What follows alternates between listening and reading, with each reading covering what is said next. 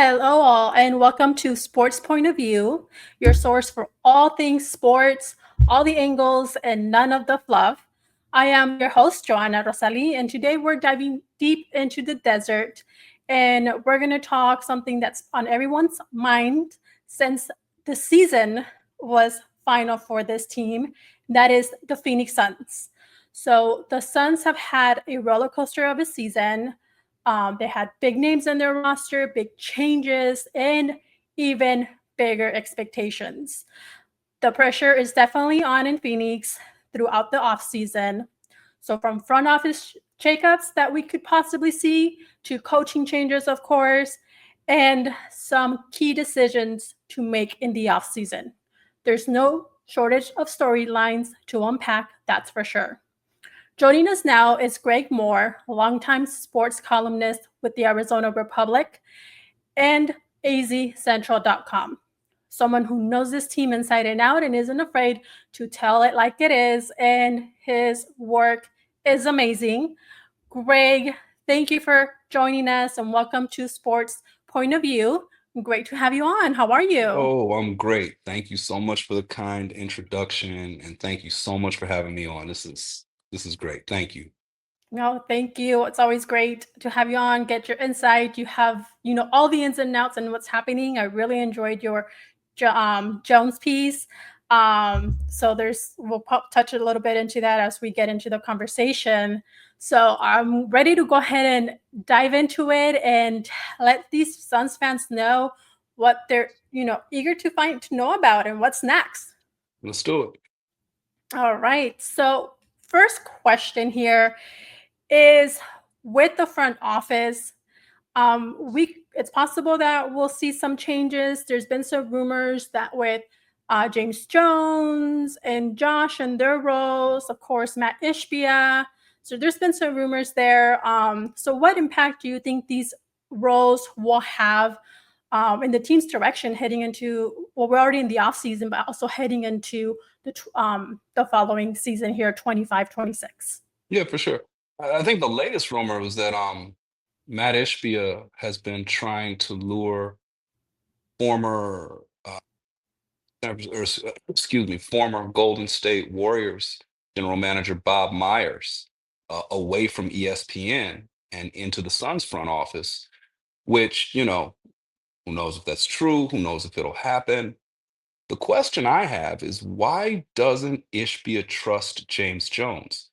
James Jones took the Phoenix Suns from a 17, 18, 19 win team to the NBA Finals in like 2 seasons.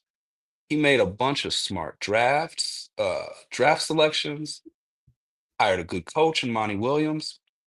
I'm just not sure what it is that Ishbia doesn't see from Jones that has him pursuing Bob Myers. And again, Myers, of course, he's the architect or is viewed as such of the Warriors dynasty, which, there's a lot of cachet there. I understand it, but I just don't know what you're looking around and you don't see in a guy that you've already got right there in your front office. I don't know what you're missing. So we know just to dive in a little bit before we go into the next question with James Jones, and he has dual roles. Do you think that's making a major impact in maybe some of his role playing and decision with the Phoenix Suns? So the way I understand James Jones's role is the guy is the ultimate teammate in the front office, just as he was the ultimate teammate. LeBron James used to call him that best teammate I ever had. He was a glue guy as an NBA player. Went to a whole bunch of championships, NBA finals with the Heat, with the Cavaliers, got a few finals wins. This guy knows how to build a championship organization. He's got a degree in finance. He knows the NBA inside and out. And so you've got Josh Bartlestein, who's the CEO of the Phoenix Suns, and Matt Ishbia, who's the owner. So you've got this triumvirate of decision makers. And Matt Ishbia has said at his going away, his postseason news conference, this is just about a week ago now.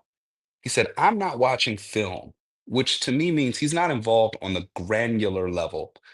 And Ishbia has said that his goal now is to set the tone for the organization, which is to say, we want to be this type of team. We want to have this type of identity.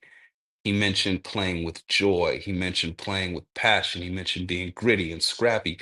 He said these are ideals that fit in with the city of Phoenix, and he wants the team to embody the city. And he wants the team to always play hard. And whether they win or lose, he wants the fan base to be proud of the way they play. Okay, cool. Now, Josh Bartlestein, the way I understand it, should be involved in stuff like stadium construction or building a new practice facility or anything on the business side that a CEO might need to do. But they all seem to have some level of input on basketball decisions. And James Jones is the kind of guy, strikes me anyway, is the kind of guy that says, okay, you want to get Kevin Durant? I understand. Let me show you what we need to do that. And I think his role ought to be a little bit greater. Again, just given the success that he's had. I was here when this team couldn't win a game. Joanna, you were here too. It was not Mhm. pretty. The next thing you know, they make the playoffs. They had that great bubble run. They're in the NBA finals. Like, boom, boom, boom, right? It was quick. They had the bubble run. The next year, they're in the playoffs for the first time in umpteen years. They go all the way to the finals. I just don't know what it is that Ishbia feels like Jones lacks. With that being said, I'm going to go ahead and dive into the head coach and Coach Bud.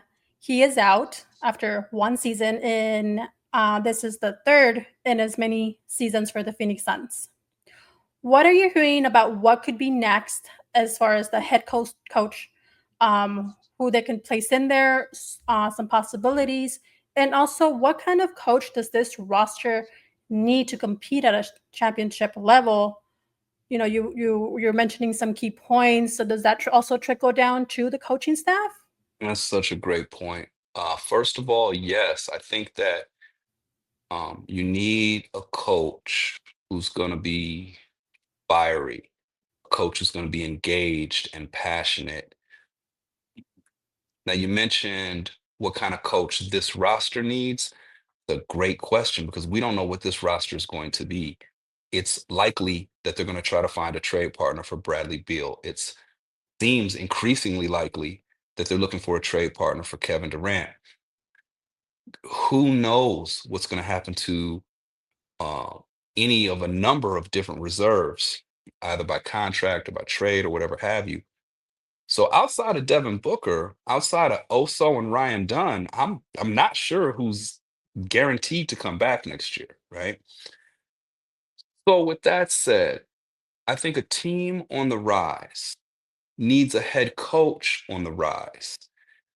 To that end, I'd love to see a former player, a guy who's looking for an opportunity, a guy who's got a lot to prove, and maybe a guy who's been passed over a time or two. Like he should have had his shot by now. And when he finally gets it, he's going to make this thing go or he's going to die trying. I don't know exactly who that's going to be, but in my mind, I'm picturing a guy in his early 40s. I'm picturing a guy who's a former player. I'm picturing Ty Lue. I'm picturing JJ Redick. Um, we'll see where it goes. But in my mind, I'm thinking former player, somebody who was more than likely a role player, somebody who was more than likely a point guard, and somebody who really feels like they've got something to prove. I am very intrigued with that feedback and seeing if that is where the Phoenix Suns take this coaching role, and those are some of the uh, key points as well that I've guessed go for them to find their next head coach. So Yeah. And we'll I see think, how many of those they land. yeah, and I think also that there's got to be a certain level of continuity, right? I think one of the reasons that the Suns did so well with Monty Williams is that he and James Jones had just such a great open line of communication. They knew what types of players they were looking for. And if you looked at the role players they had, they really did a fantastic job of supporting Devin Booker. And then when Chris Paul came in, it just really took things up a notch. So I think first of all, you get the front office. The front office has to figure out exactly what type of team they want to be. It sounds like Ishbia has got a very clear vision. Then you find a head coach who embodies those qualities. Somebody who loves basketball, who really wants to be here, somebody who hasn't given up, somebody who's really had to overcome some stuff.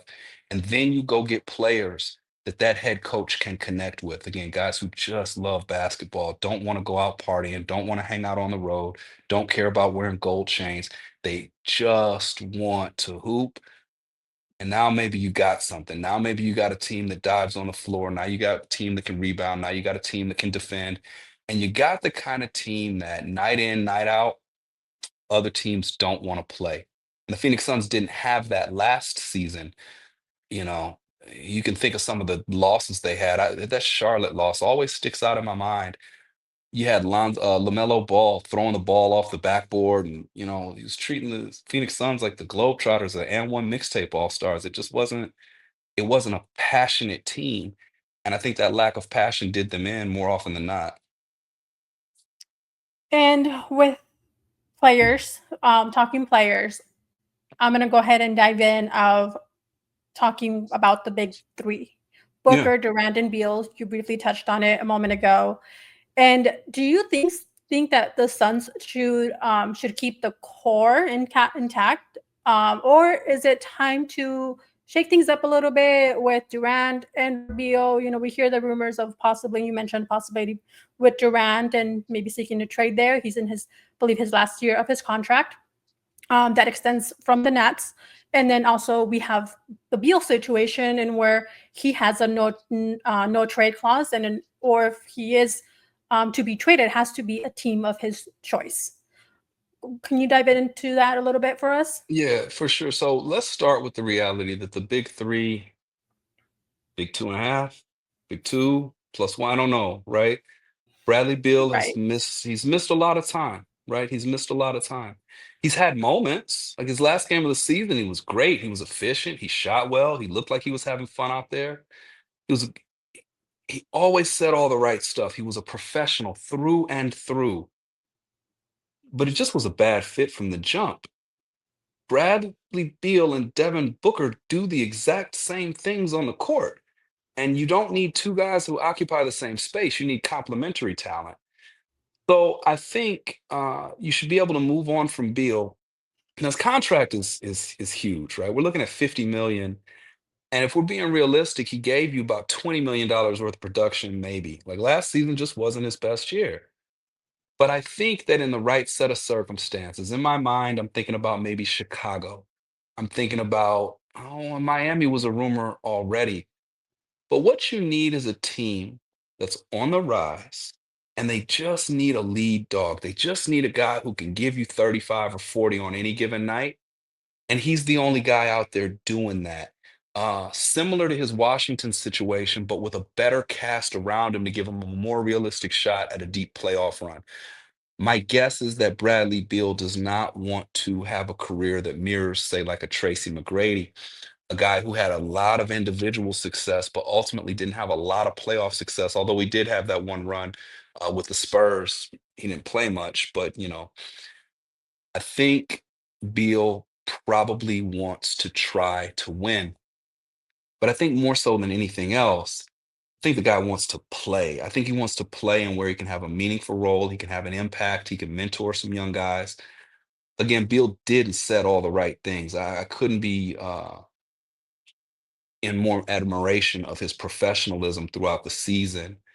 And so I do think the Suns will be able to find a trade partner. The no trade clause was something that I think during the year, you know, Beal was able to say, look, I don't want to get traded mid-season, but now that the season's over, I think Beal might be more amenable to moving on, especially with the way it's gone here. That said, I think the Suns have a little bit more leverage than people might think. Um, and I think that they can facilitate a deal. Now with Kevin Durant, oh, so the way I've been hearing it is that playoff teams that are having a hard time scoring might be interested in trading for a guy like Durant. That would mean the Rockets, potentially the New York Knicks. But I also know that Kevin Durant is still beloved in Oklahoma City, both within the organization and within the city. And what if OKC doesn't quite get there? What if they go to the Western Conference Finals and can't get over the hump? What if they get to the NBA Finals and can't get over the hump? OKC has a lot of assets, a lot of picks, as does Houston, a lot of picks. Maybe OKC, maybe Houston are the kind of town that could swing a deal for Kevin Durant. That said, kind of like the idea of keeping him. Kevin Durant is one of the single greatest players ever to play. And he is one sprained ankle away from having been all NBA last season. Mm-hmm. I would love to see him and Booker. Booker's the bad cop. He's getting on guys. Do this, do that.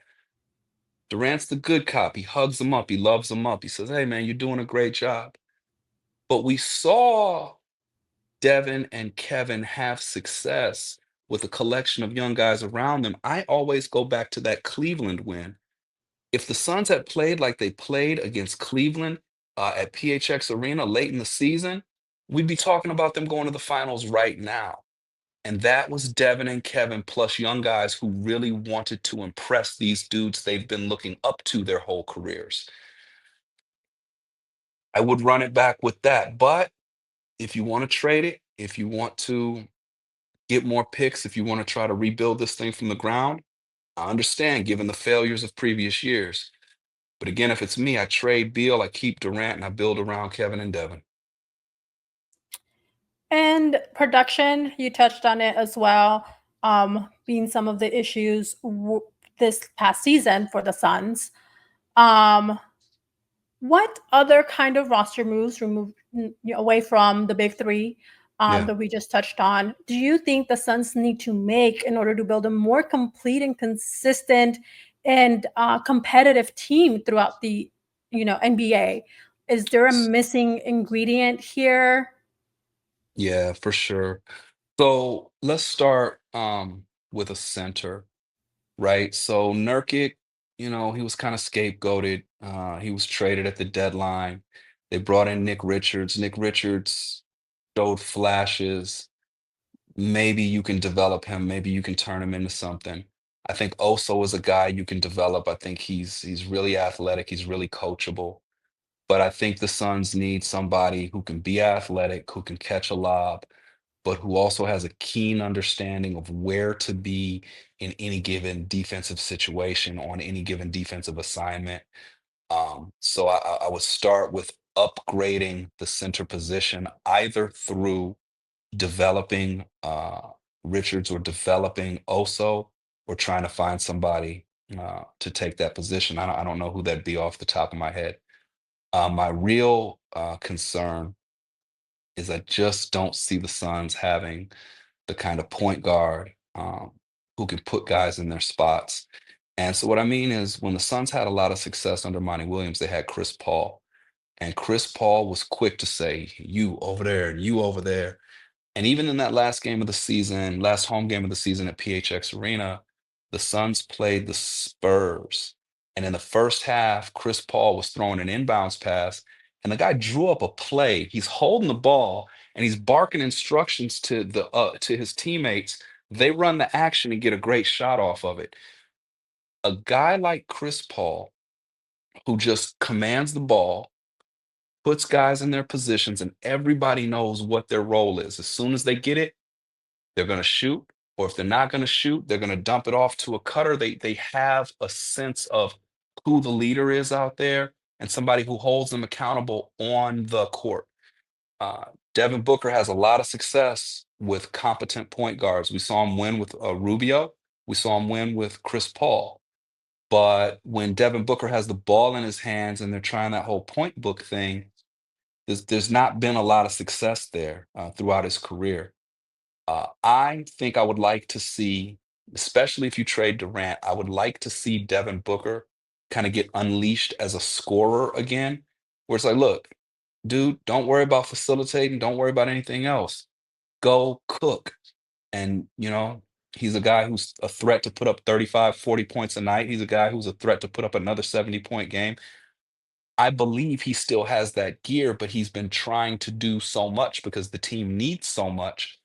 We haven't seen that from him. So I'd like to see that.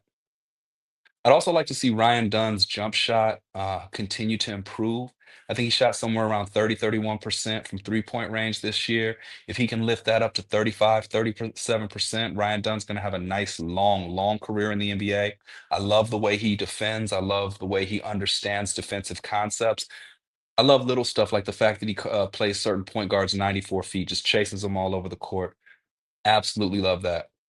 So if I'm building a brand new roster and I get to pick whatever I want guys who are fast, who are athletic, and who are defensive minded first. Frankly, I want a team of Dennis Rodmans. I want a team of Draymond Greens. I want to, just guys who are happy to play defense. They're happy to go after every loose ball, and guys who are happy to just take the shots that come to them within the flow of the offense. That's not what they're there for. They're out there to set picks and pop somebody and make things hard on the other team. So what I'm looking for is a mindset first, that they're defensive oriented and willing to do all the little things. And the skill set second is I want them to be a little bit tall for their position. I want their arms to be a little bit long. And I want them to be just really, really willing to dive on the floor, play a lot of defense. That's what I'd be looking for. I don't know where you find them, but that's what I'd be looking for. Hopefully, we can get very close to that recipe, because we know there are a lot of missing pieces there, and we saw that struggle throughout the season. And I am like so eager for the Suns to get back to that, you know, not maybe not all the way, but at least close to when they were, they made that playoff run and that led them to the finals. I I miss CP3. Yeah. I wish we would have kept them. I wish that deal wasn't made and that he wouldn't have left Phoenix. But unfortunately, that's part of the business. And I would love to see him back in the Valley, whether that's as a player or even possibly a head coach down the road when once he does decide to retire, whenever that will be. But we do. I agree that we do need something in the like of CP3 for the Phoenix Suns. Yeah. So we all miss Chris, right? I mean, we all miss Chris. It's just Understatement. the way he commanded the team, he put everybody in position for success. But I'll tell you this though, I remember when the Suns drafted DeAndre Ayton, and they were catching a lot of heat. Should they have drafted Trey Young? Should they have drafted Luka Doncic? Whatever. For me, I'll never forget talking to James Jones on draft. And Uh-oh.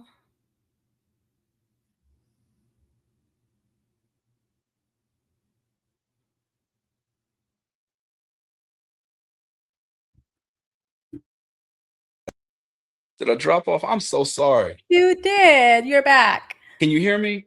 Yes, Okay, I can't hear you. Mike. Okay, let's try this. I can hear you Settings. loud and clear. There we go. Okay, I got you back now too. Okay. So sorry about that.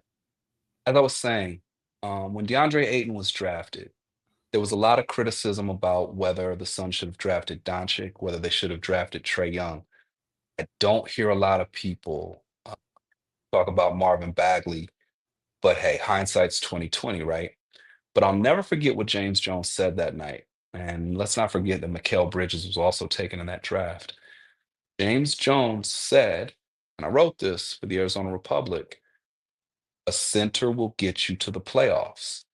And when James Jones looked back at his career, he had played with Chris Bosh, he had played with Jermaine O'Neal, and just sort of go through and look at what's out there. If you've got a good center, you've got a competitive advantage. They're rare. They're rare. But I think basketball is easier when you're tall. And if you get that guy in the middle and you can build around him, you're in a great space. Just wish things hadn't have gone the way they went with Aiton. You wish that he would have been able to, be more locked in, more consistently. You wish that he'd have had a better relationship with both Booker and Monty Williams, Coach Monty Williams. But hey, these things happen. Start with a center. If you can't find him, you gotta have a point guard. If you've got neither, you're gonna struggle all season long. Yes, and we definitely saw that. Uh, Now, from a fan's point of view, Greg, there has been a lot of frustration and concern for their team. Just almost from the get go, where especially once we saw them consistently lose, was very very tough to see. So, what would you say is a realistic expectation for the Phoenix Suns heading into the 25-26 season? I know we touched on a lot throughout the segment here, and you pointed on some of those expectations. But realistically, what should the fans look into the next season? That's a great question. I would want my team to be fun to watch.